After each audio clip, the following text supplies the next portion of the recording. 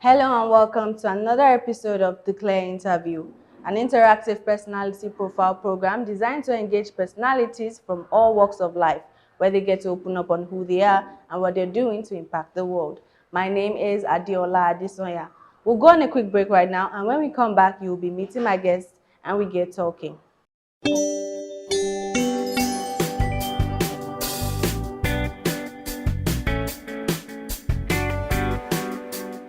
Welcome back and glad to know you're still here with us. Joining me on today's program is Mrs. Sanusi Fauzat. She is the director of Lureg Support Foundation. It's an honor to have you here with us, ma. Yeah, thank you for having me. For the first segment of this show, we like to get to know our guests more in-depthly, who they are and what they're doing. So for the sake of the audience, let's meet you. All right, and good day, everyone. My name is Sanusi Fauzat Olubukola, and I am the director, Lureg Support Foundation, which means Lupus Remedies Global Support Foundation, a foundation that is actually based on catering for people living with an autoimmune condition called lupus. So the foundation works its way around creating enlightenment sections, advocacy, and also trying to help lupus warrior in need. For every person, they always have a background and where they grew up in, the school they attended and things like that. So how was growing up like for you? Mhm. Yeah, growing up was just like every normal person. I started off as a young little girl, but a tomboy, We do everything masculine, play football, all sorts of exercises. I skate, I also play football, I swim, I do everything masculine. So I have my BSc in engineering. I have my BSc in engineering, that's electrical electronics engineering. I have an ND industrial maintenance engineering.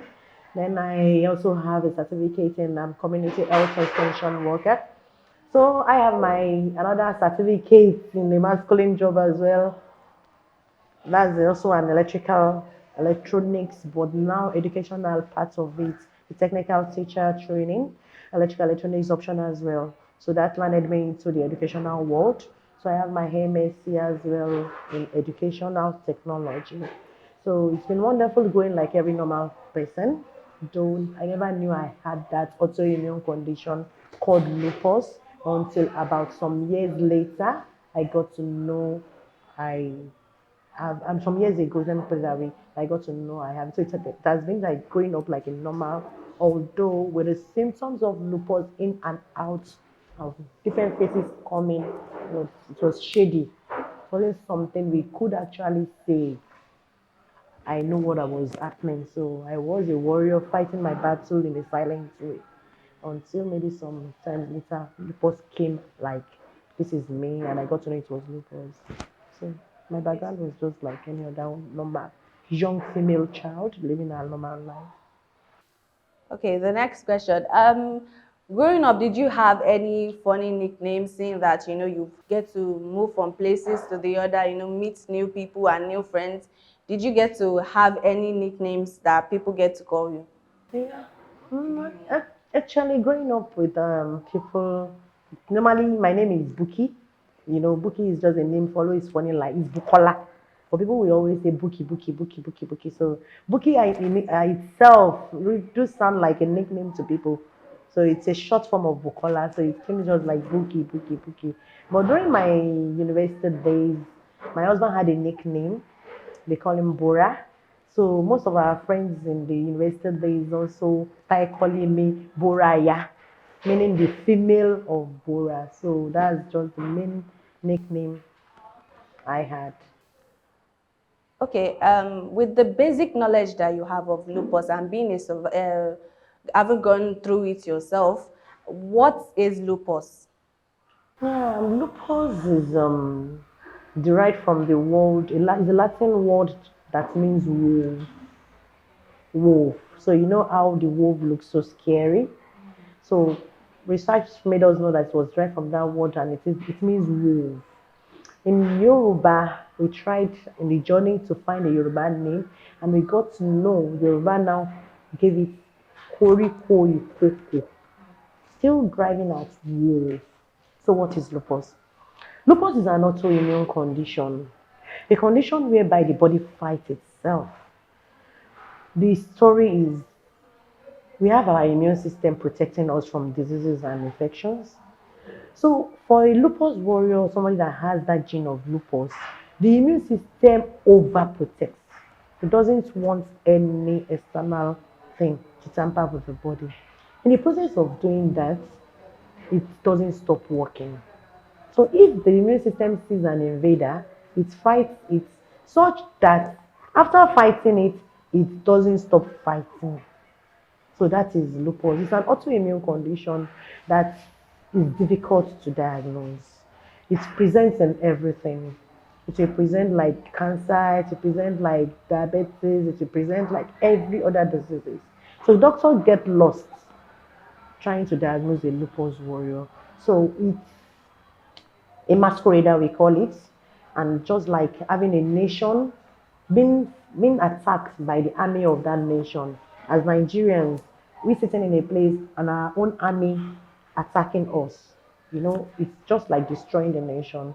So that is lupus. In a simple layman language, it's a disease that has been existing, but because people don't really, they are misguided, it looks diabolic.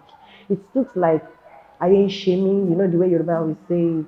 People will say, want to get me, or something like Otiten Komole.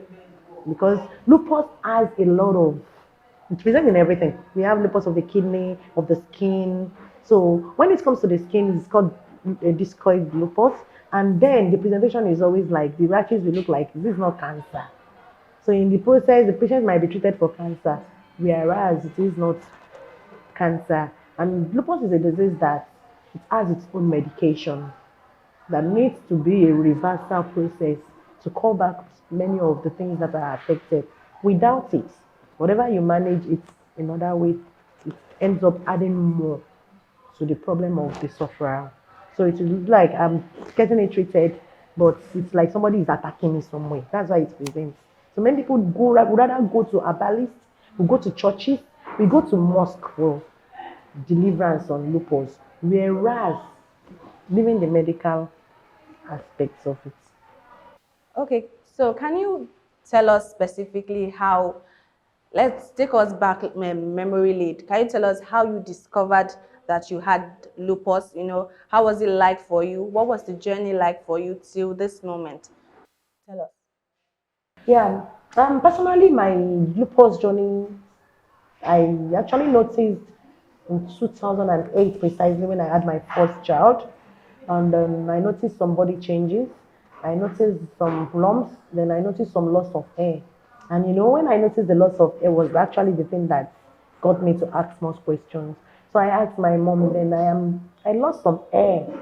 It was not like, Yoruba thing now, Let us tell people, for money, you have started sharing, giving your hair to your kids, they have started picking from you. I said, God. So if I have 10 kids, will it keep dropping off like that? And that's the belief. I said, okay. But then I now noticed my body changes. I started going a lot of hospital, managing one ailment or the other. So I didn't know it was lupus. So then it came to a time I would always be admitted somewhere 3 days, 4 days, 5 days, and I started having some tongue twitching. You call it twitches. The neck just becomes stiff. Things become so unbearable. Talking to this doctor, they don't know. To that doctor, they don't know. So, but I just kept to life that okay, I'll just keep managing whatever comes. So a time came, it got into my lungs. So I was admitted at the IDH, infectious disease unit. We did all tests to see if it was tuberculosis. It's not tuberculosis, and they were just like, you don't know what type of cough is this. I had cough then that would not present as it present as a tuberculosis, but it is not tuberculosis. So the journey continued, and I had to do some insurance. I was able to do the MIR, do some the CT scan to see what is happening inside. It was then one of the hospitals got to know that there is something called miliary tuberculosis. Which one is miliary tuberculosis? Said tuberculosis that gets into the body through an organ. Okay, does it have a treatment? Like yes, so I was wrongly diagnosed again. I was placed on tuberculosis medication. So I noticed my legs and my body were reacting to these things. Then I lost grip of my legs, and I told the doctors they reduced medication. It lasted me for like some months, thinking I was doing the right thing, until about 10 years later, the body wouldn't take anything but what could treat lupus. So the journey has been from one general hospital to another, and I had to like call one of my brother that was a doctor that you have worked in the north. Have you ever come across this disease? It was just like Okay, so you went through it for 10 years. 10 years, different hospitals, different treatments. Then it was after that 10 years I told her my brother in 2018. Then it was not like, oh, this is an autoimmune condition that I should come to one of the hospitals in Abeokuta, that's FMC Abeokuta, where I met a dermatologist. And she pointed out that this is lupus. I was like, what is lupus? Well, it's an autoimmune condition. She started the treatment with me. Then she was seeing that on the skin then. So when we started treating the lupus on the skin, lupus went into other organs. So we are treating it, we are battling with the lungs again. There was fluid in the lungs, and it got to the kidney. Started feeling some pains. That's when I just had to speak out to people. I had to speak to the world. That's so. Have you ever come across this condition that keeps moving from one thing to another? So then I got people that told me, "Oh, I have a friend that has lupus.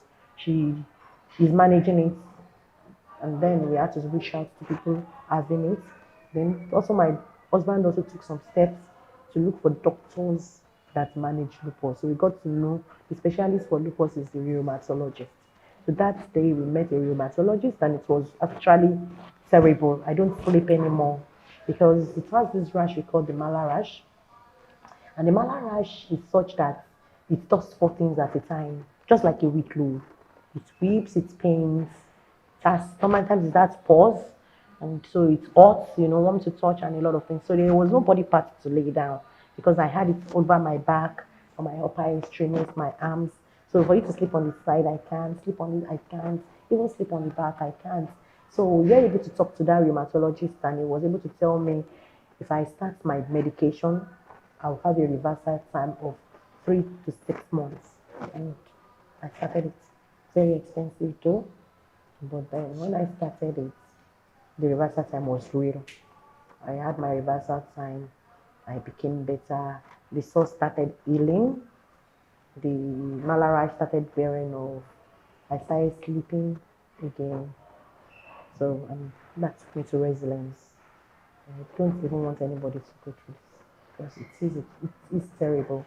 There are people that we have their kidneys totally damaged that will need to go through dialysis.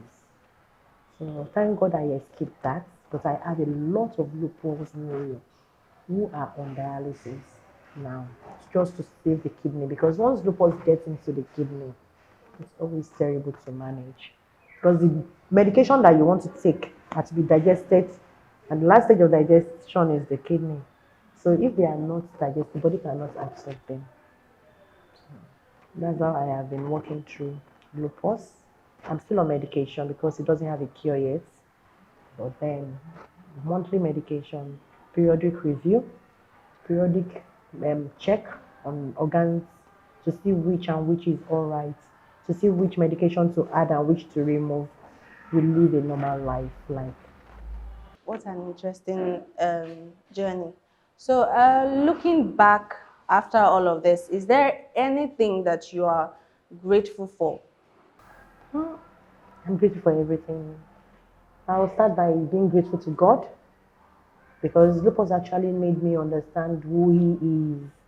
That whatever God has destined and everything in life is purposeful. Lupus made me became a voice to the voiceless. So I'm grateful for that. And I'm grateful for families and friends who stood tall for me at time of need. I had nothing again. I spent everything. So people stood up for me, contributed financially, morally, in cash and kind to make sure I was able to run the medical examinations required to actually know what next to do. So I'm also grateful at the moment for breath because we live in everyday hope. We live in everyday pain. So pain We are now masters of things as a lupus warrior because it is something you go through every day. So when it comes, you just accept it and pretend it is not there to just live a normal life. So I am every day grateful for breath. When we wake up and we see we wake up alive as a lupus warrior, we are grateful. Because the pains could be in the head when you don't even know if you will wake up. So we are grateful for life every day. We are grateful for moments. There is no moment that goes without thanking God for saying it. So I'm grateful for everything. Everything. Okay, from this conversation, it is obvious that when you had it, there was no much awareness about this. So, which probably led you to owning your own foundation, creating this foundation in order to create awareness. So, enlighten us on what Lureg Support Foundation is. Yeah. In fact, when I got out of I was on the CCU critical care unit in 2002, precisely. So, which one, 2001, yeah, 2001, sorry. 2001 precisely, yeah. So, my experience was like, I had to ask my doctor, how come I've never heard of this? And the journey, I used the best of hospitals. I use the best of, and I was just like, if I have the best hospital, I should be able to. So I did insurances that could afford me use those hospitals, and yet they don't know lupus. How come? Like the awareness is not there. Why is the awareness not there? They're like people are just silent because it is not contagious. It's not contagious. That is why everybody is silent on lupus. So in most cases, people don't survive lupus. In most cases, in few cases, people that are enlightened through people like our own doctors that knows the managing the techniques, they survive it. So it means that if people know how to manage it, we will survive it. Then, if people are detected early to have it won't take you through having all organs damaged before calling things back. So I now took it up like, okay, doctor, are you ready for this advocacy? Because I can't do it alone. So we started talking to people about it, started creating awareness about it. And wherever we talk about lupus, before we leave there, we get one or two people having symptoms. So it's like it exists in the society, but it is misunderstood as other things. So that is just like it took me to resilience. I became the voice as in talk. It's not easy to come out and tell people this is what I have. It at first was like I was so reluctant. Like once people do body shaming, they just name shame people. She has lupus, don't go near her. And when you have people with rashes, you can actually see. My own rashes are in my extremities and my back. Then they are healed now. But people will have rashes over their faces. And people will like, no. There are people that told that, yeah, no, it's from heaven they threw this light, this type of rashes. We call it ino. So, we just have to come out to talk. The more we talk, we started recruiting. Presently, we have about 500 online lupus patients that we talk every day online. So you could look at people that don't have phone. We have also data for people that don't even have an Android phone. Kids living with lupus. I was with my doctor yesterday. We have 5 years. We have 10 years. We adults don't even know how to handle it. Talk less of children. So the advocacy is totally zero. But what's so good, we started in 2020. So Lureg is a year old now, and the Lagos State government has been able to do some wonderful things to support us. So though it can't cover 100% our need, but at least it gives us about 20% of what we need. So we got lupus listed on the Lagos State government's insurance. So we started reaching out to people in the community to sponsor a lupus warrior. Because at the end, people that such that people will call it agbano in Yoruba. You will have spent everything before you know that this is what I'm treating. So you need to reach out to the community for help. So we get support from government on the insurance. We use the government hospitals. They cover some, not all, because there are some tests that are far beyond The prices are just outrageous, but we need to do them. They are routine check we cannot escape. So it's been a wonderful journey. The advocacy has been fine. It's going places. We recruit every day, even from outside Lagos. People are reaching out. That we saw it. We had there is a set of doctors in Lagos that are good at this. So bring the child down to Lagos. They see them, and they do a follow-up clinic with also the rheumatologist over there in their states because we have few rheumatologists. Our doctors are the rheumatologists. We have just few of them. In Lagos, we have less than 20, attending to thousands of lupus warrior. Then in the whole of Nigeria, they are not up to 100. That's the last record I had.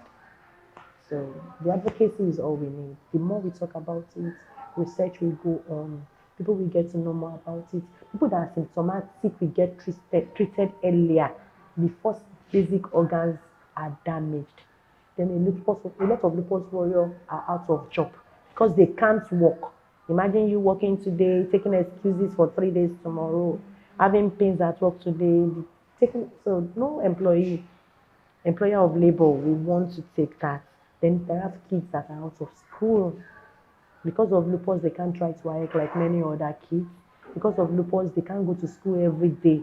There are days we can't even stand up. Getting up early in the morning, around 8, 9, 10, others are on street. Many lupus warriors are still lying down. The legs is not picking, body are not very heavy that you cannot even activate anything. So they rather stay home and get the strength before they can participate in things. Lupus cuts around a whole lot of things. Okay, so picking from some of the things that you said is the most important thing there is costs, which you said is very, very expensive. Is there any step that you're taking to ensure that the government gets involved, in helping, in, probably subsidizing the cost, so that because dealing with pain and cost at the same time, can it's taking a lot from you. So is there any step you're taking, in ensuring that the government gets involved and help with this? Yeah, dealing with pain and dealing with cost. In fact, those are just the two real things that we battle. How do we do it? Working with the government. The government will always want to hear everything, but it's a gradual process. We actually started from the first inviting some of the personalities to our program, and that is when we had the likes of Dr. Emanuela Zamba, she's now the PS Lashma, who actually got lupus listed on the government insurance. And that year, she gave out insurance to about 100 lupus warrior for free. So after that, we are now using the insurance judiciously because we now get our members to at least the first thing is to see a rheumatologist. And rheumatologists are only mainly found in government hospital. If you see any rheumatologist now working in a private hospital, that person is from a government hospital. So it's only government hospital that have rheumatologists. So we have having it listed and accessible is one of the things the government has done to us to see a specialist under the government hospital. One, then two is that some of our medications are covered, just few of it, because now the medication we used to buy like 6,000 naira is now 18,000. That's one. So you can imagine. In the minimum, we spend like a minimum of 70,000, 150,000, 300,000. We have an injection that is 326,000 naira, just one. The Turbo Max is just one. So the federal government have subsidized that to us now at 195,000 of the other. So the more we talk, maybe we get more of things. It's not been easy, but then, and we also reach out to people. We have a girl on bed now, she's 12. They're trying to save her life. People are coming forth to assist. The person has gotten to her kidney already. So we need to revive the kidney and we need to manage her lupus. So she was placed on the Turbo Max and she's going to take not one dose, consequent dose, taking about 190 something thousand naira weekly. So it's very expensive to manage. Lupus is very, very expensive. Okay, tell us, we would like to know, is lupus curable, and also what are the things that we need to look out for, in order to prevent anybody from having this, so that whenever anybody hearing this, they'll get to know how, what they should look out for and what they should desist from, in order, maybe things that we take in, maybe our environment and things like that. What should we look out for? For now, I'm sorry to say, lupus is not curable. You know, it's just like it's not a death sentence as well. Like people will say, "Oh, I have lupus," and give up, or you just lost hope totally. It is depressive, but it's manageable. You understand? So it's not curable. Then for prevention, lupus is not even known until it is symptomatic, and it has triggers. Three main triggers that have been identified is the environmental trigger, we have the genetic, and we have the hormonal. So environmentally, we don't like sun, or our body can't consume sun. So for a lupus warrior, we are also sensitive. So if a lupus warrior is not expected to stay in the sun anyhow, you have to do with your sunscreen. So everybody now have been advised on screening from sun because of ultraviolet rays. But for a lupus warrior, we can't even absorb sun. So somebody that does not know I have lupus, we always say in this, look at people hustling and going, staying in the sun. So for the hormonal, it could be probably because of an hormonal imbalance in the body, because lupus is identified as the disease of reproductive age in those days. When women start giving birth, like my own started when I started having my kids, the body hormone tend to change. So hormonally, if you tamper with the hormone, some people go on hormonal family planning, not knowing if he or she has lupus. So lupus will react. Then I talked about the genetic, the hormonal, and the environmental. The genetic is a gene in the body that exists already in the body. So if someone has it already, any of those triggers can.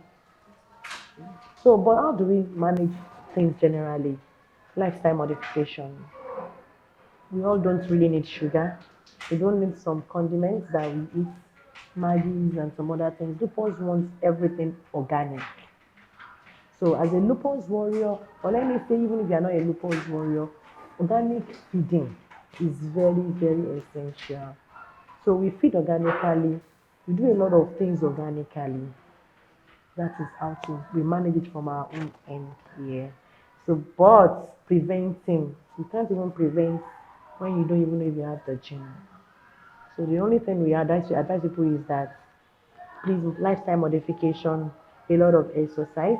If you notice symptoms like loss of hair, unexplainable fever, unexplainable typhoid malaria fever, you've been managing typhoid fever, you've been managing malaria fever, and you seems not to have a way through, please see a rheumatologist.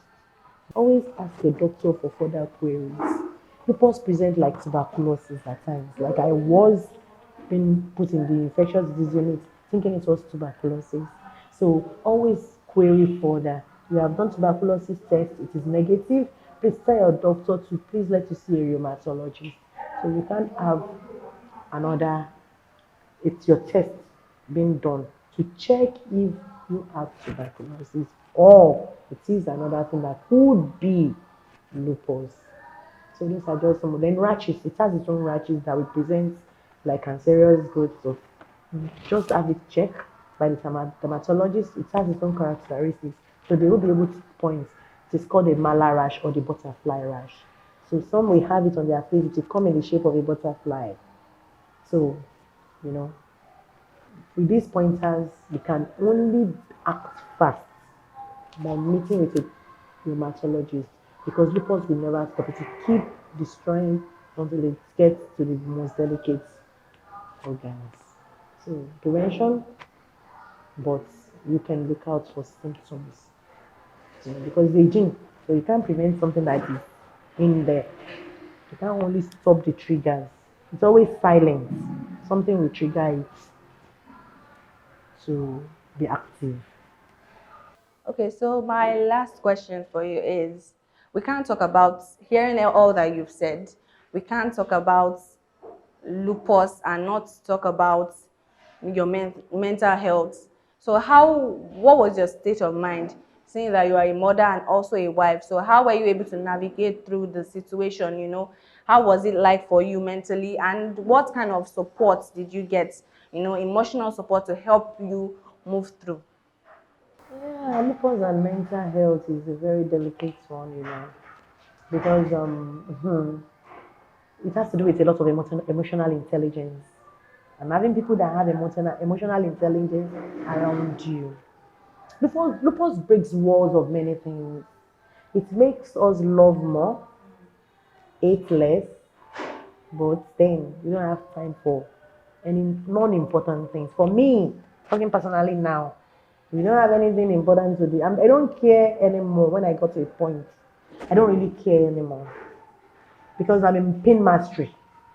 So whatever you're bringing that will trigger my emotional, I rather block it off or just don't care.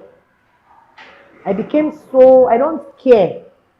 Like somebody wants to hurt me, I'll just look at what is hurting me is more than what you are bringing. Is either I let you go or I just do as if anything I don't have control over, I don't care. Anything I have control over is me. I can sleep, I can stand, I can do this, I can eat, I can who I want to talk to, who I would like to see, who I would not like to see. That is me. So I don't care about things anymore when it got to a stage, When you get a stage where you just become so resolute, like I don't want additional pain. It's not easy. It wasn't easy. I managed mine with activities. Like I have a school and then I got to talk to kids every day. So I became so positive about life that God, this thing was there. I started this business of the school. I started many other things. I have lost other things. This is the only surviving one. I want to just focus it. So talking to the kids every day, relating with them on godly issues, memorization of the book words of the Quran with them, and every other thing, we were good to go. But still, lupus pain was there. So some of those things I actually do bring on board where we do choreographies as coronas. So when I started having some songs of the grains, like that of Michael Jackson, of Heal the World, you know. We started relating with the kids too on some of those things. We do choreographies, we make many out of them, we create moments. I keep creating moments. I create moments every day. We keep creating moments. I started building content on lupus, started acting clips, short clips to pass across messages on lupus. So I do things that give me happiness. Simply, that's how I manage my own mental health. If anything wants to overburden this way, I block off. I only stay where I am safe. If I have a friend that I know I'm safe with, I talk to and receive me with kind words, I stay. But if I get to a place where you receive me with what is wrong with you? Are you the only one that have lupus? What is the lupus self? You're not even looking like somebody that is having lupus. Yes, I don't look like what I'm going through. But the amount I used to maintain, you don't know. How I get it, you don't know. But then you need to be careful about how you talk. But when I say it one time, please be careful. I don't like the way and you say it again. I rather deal with you. We stay in safe place. When we are safe, there are days we cry. I cry every day anyway. Because crying is healing. When you have a pain and you're able to cry, it means you still remember God. But when you have a pain and you don't cry anymore, depression is coming in. When you don't have self-pity, you can't pity yourself again. The day will come, you see people throw on the rope, people jump into the river because even themselves, they don't love themselves again. So self-love, I don't joke with it. So my kids, I made them understand what I'm going through. Even to the youngest one. So the day my young baby asked me, a baby of 5, was 5, then he's 6 now, Mommy, why did God give you lupus? So I was looking at him, I said, why? Because God wants to connect me to my purpose in life. The mommy, so what is your purpose in life? My purpose in life is to become a voice for the voiceless. So whenever I say mom, I have a TV program, mommy is a voice for the voiceless, he will just say that he understands. My elder son is 15. We always call since school, Mom, how are you today? They witness my crises. They see me when I can't stand. There are days they will tell me, Mommy, it's summer time. By now you take us for swimming. Mommy, you are not making snacks this summer. You're not doing this and that. Say that is why you need to stand up for mom. So I make them understand. My husband is also in it. So he understands when I'm down. He understands when I'm up. He understands when I need to be on my own. He understands when he needs to step in. So family engagement is, you don't have to be alone as a lupus warrior. Have people around you. So it's not been easy managing the mental health. We don't waste time on anything as a lupus warrior because we live in the moment. As you are talking to me this morning in the night, and I have shortness of breath. And having shortness of breath over the night, not having your doctors. So we live in hope to see each day. So mentally, most people's warrior have mental issues, but we manage it. We see mental health specialists too. Because at times we overdo, at times we do less, at times people don't even understand us because people don't even understand the disease. We can't keep talking about lupus.